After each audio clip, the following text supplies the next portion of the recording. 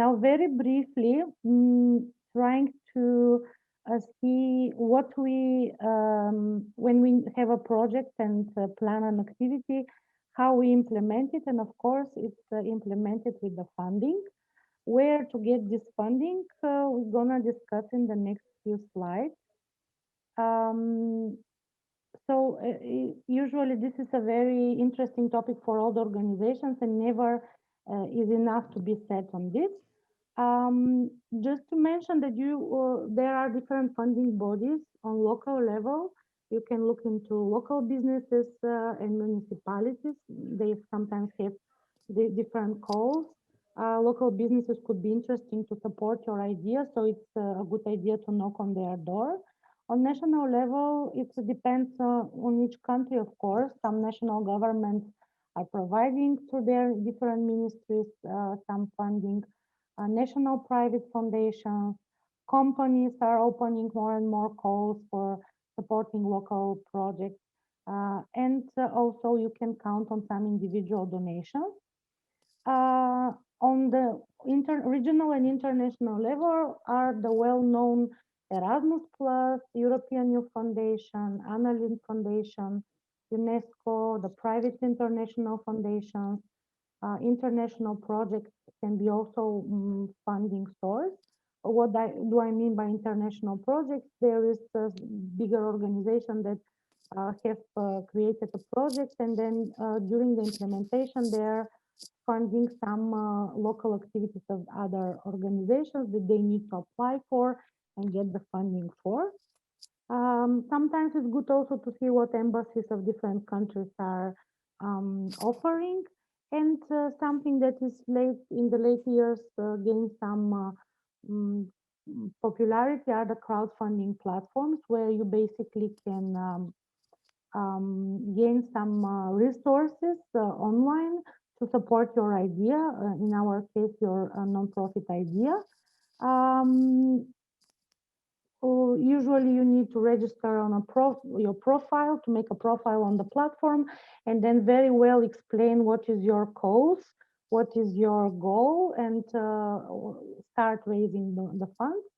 And then when you reach this goal, you receive the funds with some percentage with taken from this platform.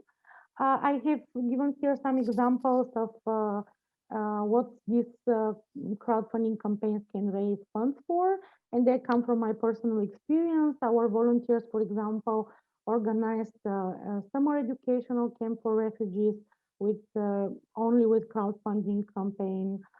School supplies for children in need.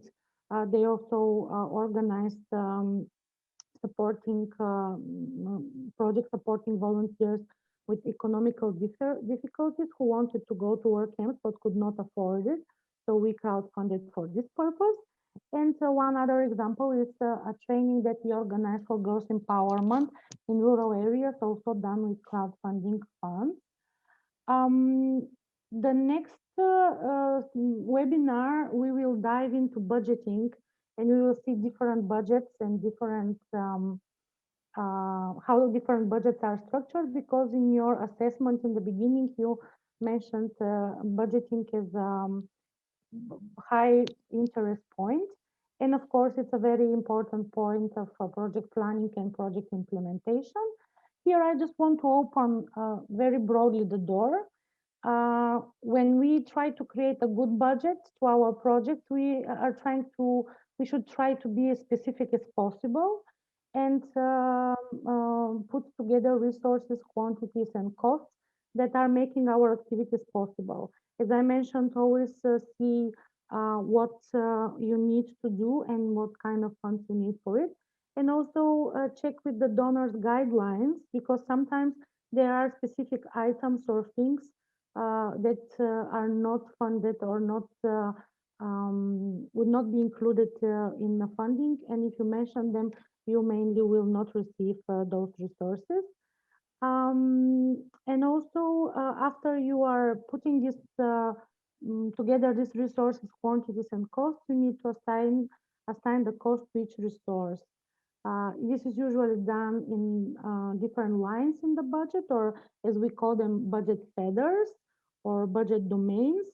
And next time we're gonna go deeper into this, how to create balanced budget that will not only impress the donor, but also make sure that you ask enough to complete your project.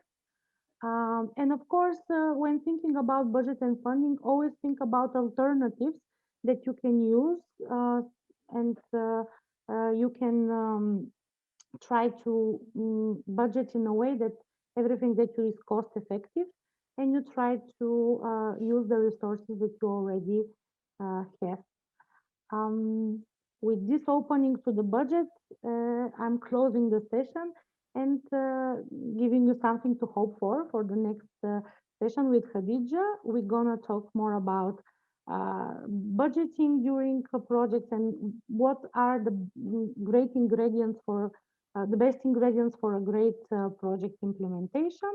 And we're gonna see and tackle what can go wrong and how we can overcome the challenges that come during the project implementation. So once again, it will happen next Wednesday. Mauro? Okay, yes, thanks, Kat. Fortunately, we had to speed up this last session about funding and budget. Just a few comments about budget. When you're designing a big project, there are actually two dimensions of budget. The first one, you have to take into account that there is the budget of the whole project. That means that you have to specify all the cost of each activities. Let's imagine that your project includes 3 residential meetings. Of course, you have to provide the budget of each meeting, but there are also other budget lines, as Kat said. There could be a budget line for communication. So throughout the whole project, you need to communicate with the partners, with potential other people interested. You have to communicate through social media. And for example, you might need some money to pay the communication staff to do this. Then usually at the end of big project, there is a specific item cost for the audit cost. So you have to assess all the financial step of the project. Then if it is a complex project lasting, let's say, a couple of years, you need, of course, some financial contribution for your staff member. So you can include also these costs in the budget. You can include something like, the bills of the office, all the cost and expenditures for the softwares and so on. So this is the bigger dimension, the bigger budget that you should take into account. And this is something that we are going to practice during the next seminar. There is then the specific budget for an activity. So if you don't have familiarity with filling a budget for an activity, next Wednesday we are going to make exercise about it. So just save the date, because it will be a very interesting and very practical and effective exercise for you. We will give you some scenarios, some activities, different activities, and your task will be to distribute the budget.